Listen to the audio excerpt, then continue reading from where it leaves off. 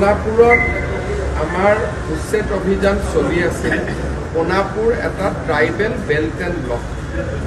Tribal belt and ব্লকত অতি শান্তিপূৰ্ণভাৱে আমাৰ উচ্ছেদ অভিযান চলি আছিলে আৰু ৰাইজ যিসকলে মাটি দখল কৰিছিলে তেওঁলোকে দৰং জিলা আৰু মৰিগাঁও জিলাৰ নিজৰ নিজৰ অৰিজিনেল ঘৰলৈ উভতি গৈছিলে।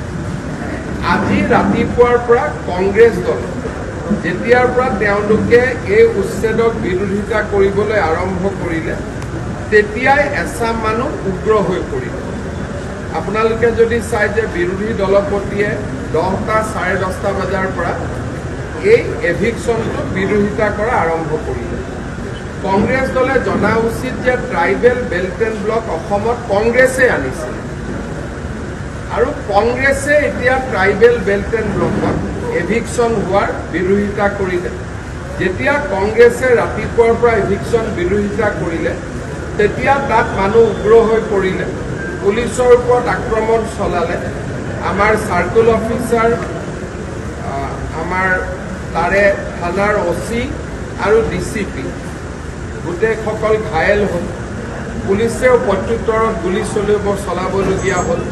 2জন লোক নিহত হৈছে আৰু 7জন লোক আহত হৈছে আৰু 22গৰাকী আৰক্ষী এই গোটেই ঘটনাত আহত হৈছে।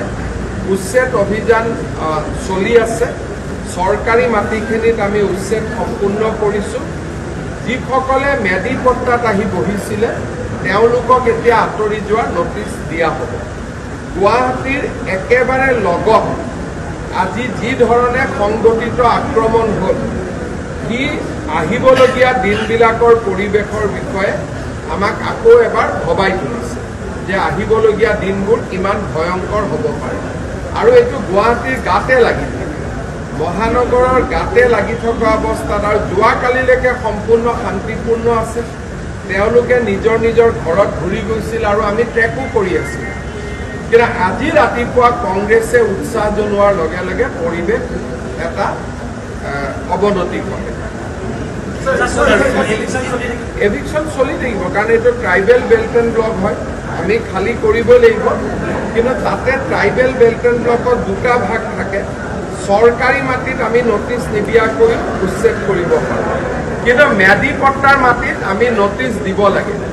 এতিয়া মেডি পট্টাৰ মাটিত আমি notice the eviction. It was not organized till yesterday, but today they came with lot of organized effort, with lathi, with stick, with bow, with stone, and they started attacking the police people. And all that has happened after the Congress press conference.